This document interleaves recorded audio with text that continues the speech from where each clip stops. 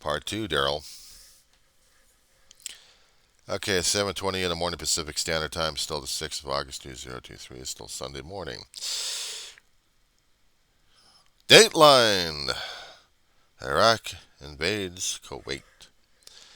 Saddam Hussein comes out with his army and takes over a country and interferes with economics of the world at this point.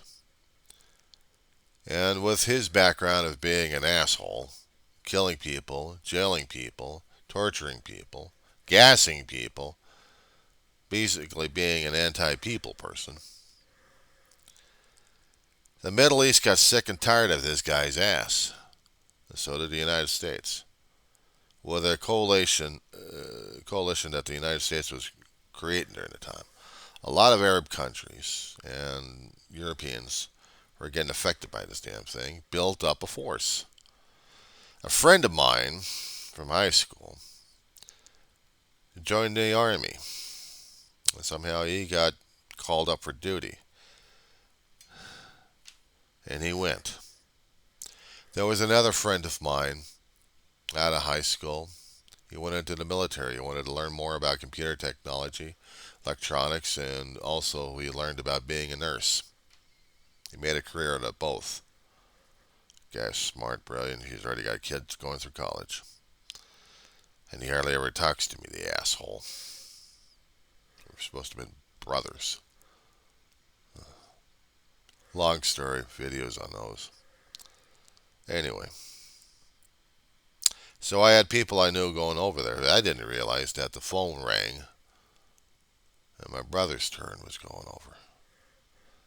Now, if you listen to some of the other videos I had concerning about my brother's history, revamp it here. Things happened in the military and things happened at home that made my brother conflicted at that point. I'm trying to dance around a little bit because it's still hard as hell to talk about.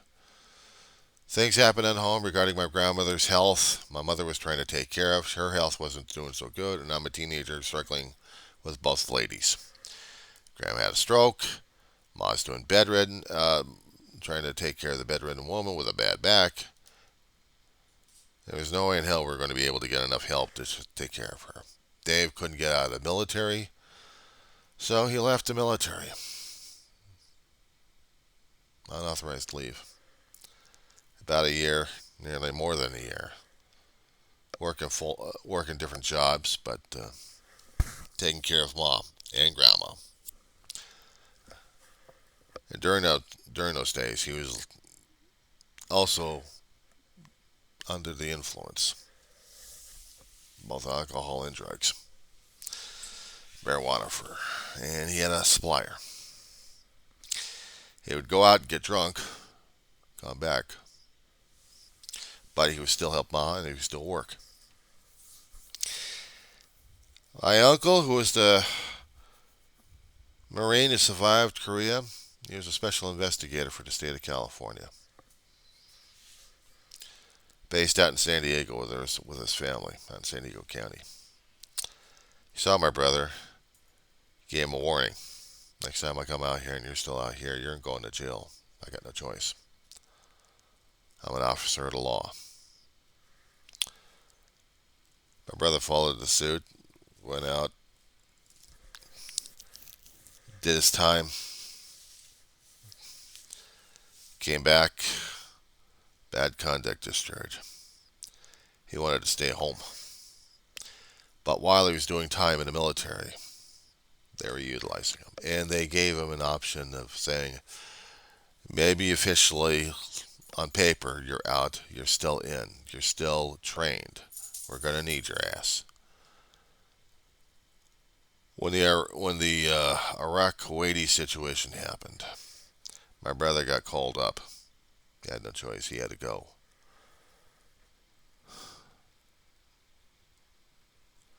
I'd seen how my brother had reacted to combat the first time. Years earlier, when he was in there. He already got trained. He was going through more training, and then he had to go on a first op.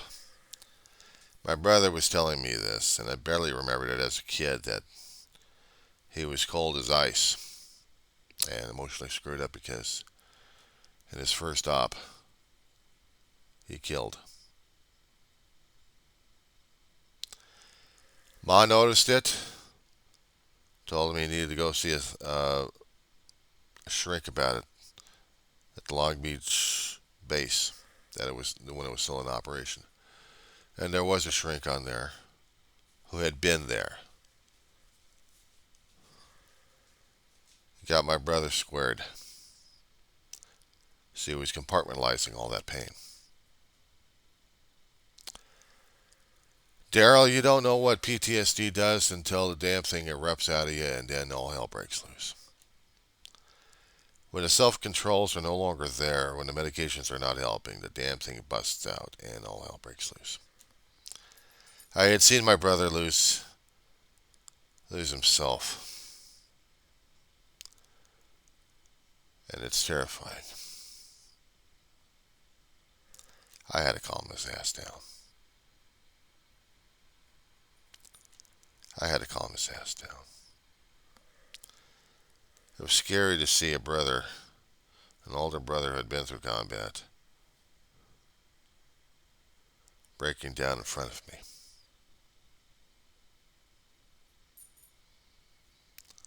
Till you walk the shoes, pal. Don't argue with him. You get sick and tired of the damn commercials left and right. They have to keep screaming there are non-governmental organizations out there trying to help our veterans because we've still got a screwed up VA system. So we have the private entities out there trying to help our wounded warriors mentally and physically. You have a problem concerning about combat, you have to look at all the picture. You have to look at the political as well as why we have to go out there in the first place, why we have to send our boys out there to do the job. It's not just an American thing. It's not just being an American for 240 plus years. There's more to it than that. You got to understand history itself in the world. Why they fight. Sometimes different perspectives gives you a little bit of an insight that no one else had. Vietnam. You talked about the veterans coming home and being spat upon. Yes, because we had information that we didn't like and we treated or mistreated our soldiers coming back home from a situation that they had no control over. It wasn't the glory of the World War I or World War II days, or even the conflicting days of Korean War. Some say it was the United States who caused the conflict in Vietnam, and other sources say no, because Vietnam blew up a U.S. ship on purpose. Tonkin Gulf. And that forced the United States to create the War Powers Act that needed constant authorizations from the Congress to continue action.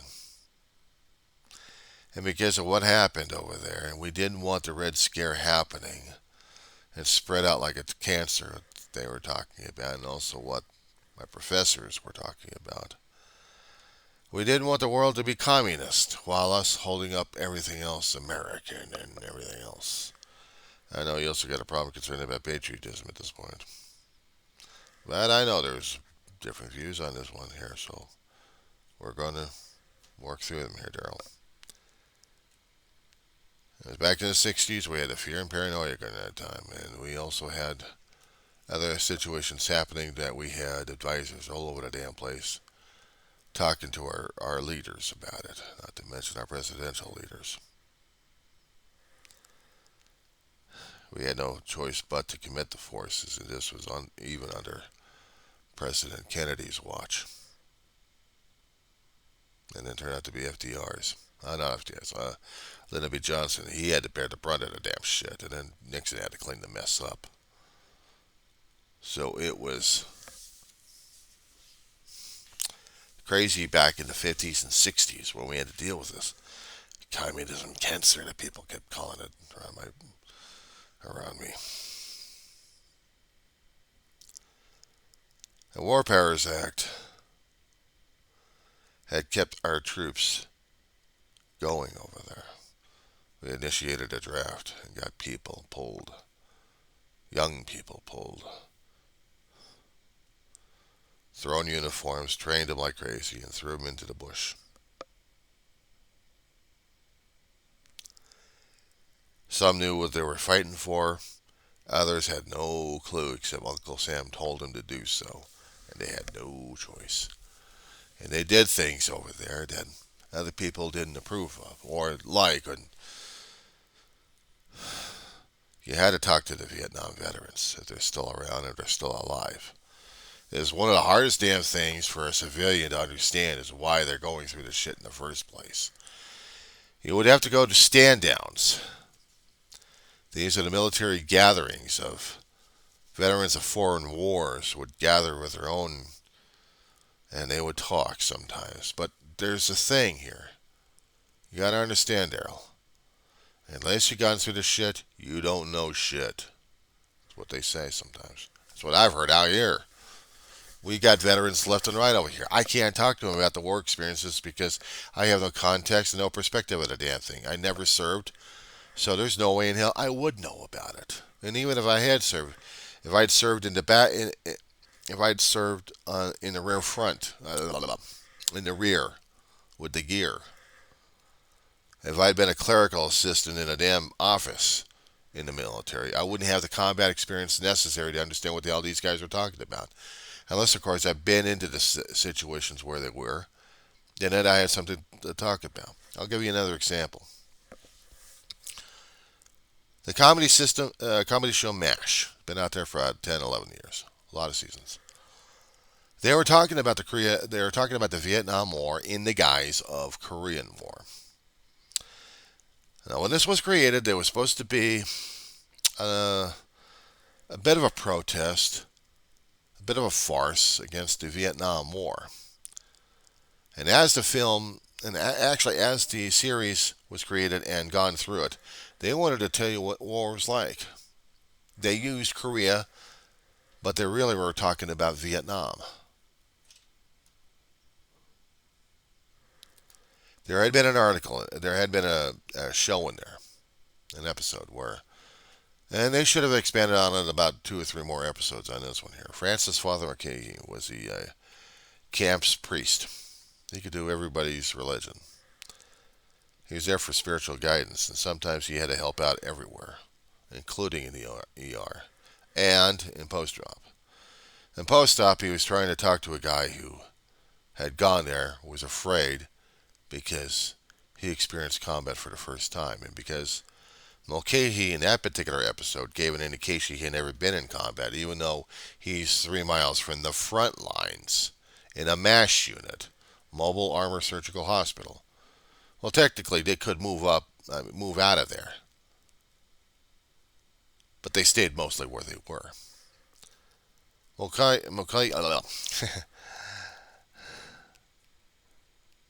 Father Mulcahy was going to be helping out, trying to get some supplies. Well, at least I know in one episode he was going to be going out getting supplies and get shot at. But in another one, he was going to be rescuing a soldier, a wounded soldier. He and a clerk, Corporal O'Reilly, were supposed to be getting this guy from an aid station and bringing his ass back from the front when he came into a almost combat situation, things blowing up around him. But the guy was dying. His airway had closed, and they had seconds to open this guy's airway up. So by using the radio, Mulcahy did surgery while things are blowing up around him. Mulcahy came back, and he was showing it being war weary. He had seen enough out there, but this was too damn close. And he saved a life. and he was acting nonchalant about it. He was trying to hide his damn fear and terror a lot. And since he helped save a life, he was going through the motions on it. They had to have technical advisors in the TV series to help them bring out the realism of war. Not just the physical, but we're talking about the emotional and mental strain that they had to go through. It's a hell of a series to watch, I tell you. I mean, first they did about 3 seasons of comedy, but then they switched over to drama. Had a little comedy in there to satisfy the requirements of being a sitcom, but it really wasn't a sitcom. It was a 30-minute drama of war.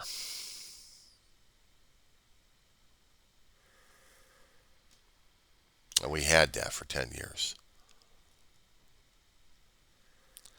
The reruns are still out there and streaming. Hulu's got it. Hulu.com. You can check that one out. Of course, you had to pay for that damn shit. But after seeing some of these characters go through the damn stuff, and I had to watch MASH all over again for the past 2 or 3 years, I had to understand more and more about it. It's fictionalized, but realistic. I'd seen sci-fi shows, I'd seen other shows talking about war, but MASH was talking about the wars. I'd seen other Hollywood versions of what war was supposed to be like. Until we actually understand what war is all about, we don't know what war is all about. I could tell you about the damn politics, what the hell, and why they're doing it, or try to anyway. But unless we've walked through the vets' shoes, don't knock their ass, and don't knock the ass of the NGOs out there. They're doing the best to take care of our veterans. And you may get sick and tired of the damn shit, Daryl, but you don't knock against them. Gary Sinise, who's an actor, hooked up with a lot of veterans throughout his lifetime. He was understanding more and more what the hell we're going. He did tours like some of the other actors have done to understand, to learn. He set up a foundation to help the veterans, both with their injuries, mental and physical. I don't knock it against him. I applaud him for this one. I've had relatives who served, who came back, who didn't die in the war. I had a couple of uncles served in the World War II. They died a few decades later. I've had an uncle who served the Korean War. He never could talk about his military experience to his family. My brother could, because he'd been through it. They chewed the same dirt.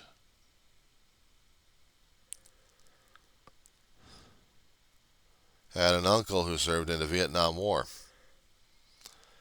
He served as a CB and then as a SEAL when they were getting them created. He helped build things and then he learned how to destroy things. He became a deputy and a sheriff in a town out in Wyoming, Jackson Hole. They still have a tribute to this guy to this day. He was the town's sheriff for a while. Got killed in a farm accident. His tractor ran him over. Actually tipped over him and crushed him.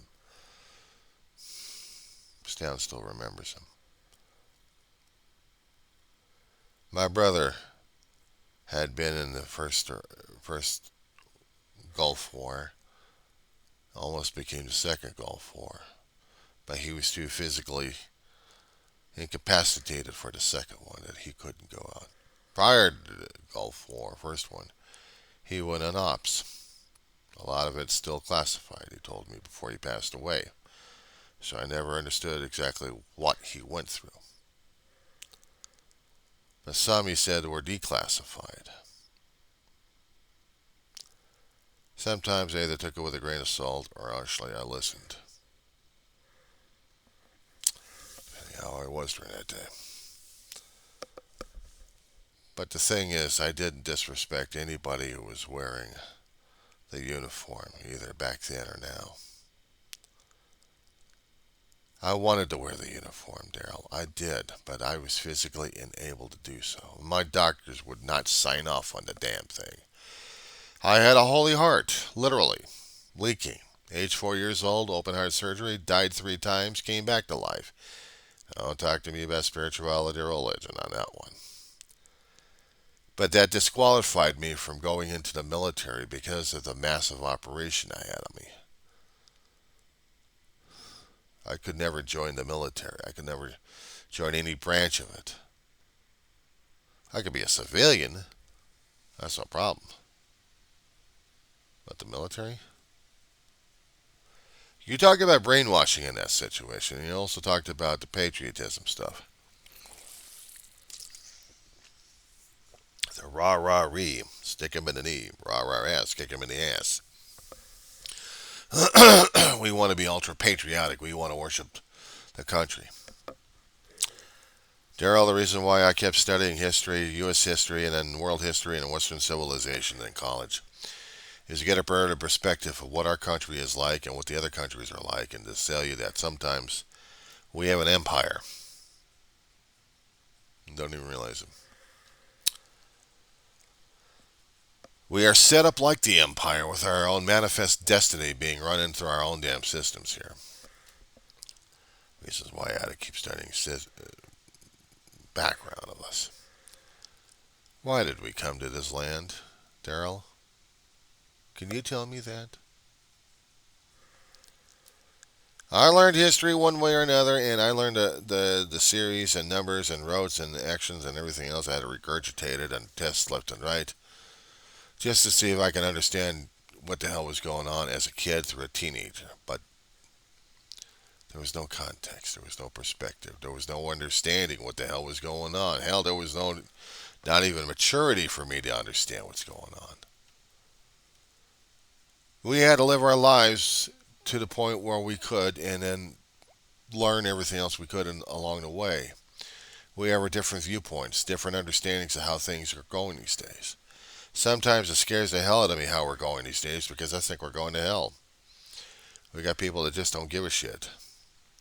And they're taking us down the road because they think they can. They want to be ultra patriotic, ultra maggot. God, if they only knew. We came here for greed. We came here for money, power, wealth. We came here to conquer lands. We came here to brainwash people left and right. Welcome to the manifest destiny. My own damn perspective of the damn shit. The manifest destiny is an actual thing, though. The Europeans had it. Europeans couldn't expand into each other's territory. You've seen how Europe is. You've seen the territory. Surely you looked at a map of Europe. Everybody else had their own borders to deal with, left and right. Border skirmishes, left and right. Dark Ages, when you had religion ruling everybody else, along with civil wars happening. Crusades in the Middle East to convert people. Of course, we wanted new trading areas, so let's go west instead of east.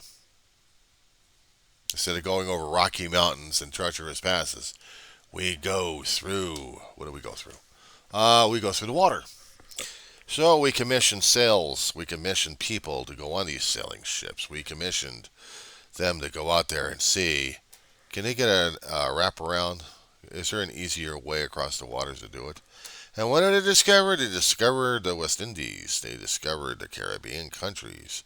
They discover us. Native Americans didn't know what the hell hit them. They didn't. They didn't understand it. They didn't want to understand it. They were scared shitless of the white man. They should have been. After the shit we put these poor bastards through. Oh, yeah.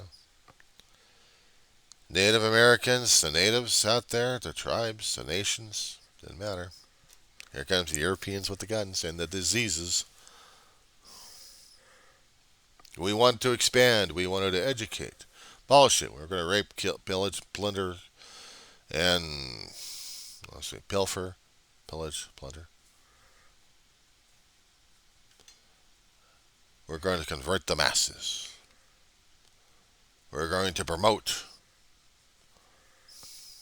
We're going to rake the land clean, and say screw the inhabitants. I don't have any Indian blood in me, none. Reading more about this stuff as an adult really makes me sick to my stomach of being connected to the European line.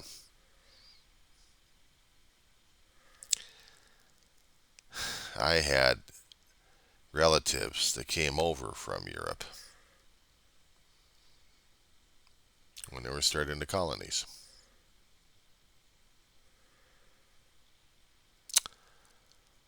Oh, things I could talk about more and more often on these videos, I swear. I know I probably bored the living crap out of you at this point, Daryl, but I just wanted to show you where the hell I was coming from, where my viewpoints were. Most of the stuff that I keep learning these days. Maybe the Bible was right. He increases sorrow. Actually, he increases knowledge, increases sorrow. It's no wonder I feel the weight of the universe on me.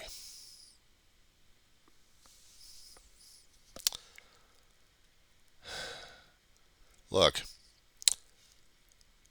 don't knock against Trace Atkins and the others who are trying to do their best to show others what's going on.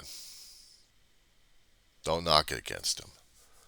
Just ignore the damn commercials, get on with your life.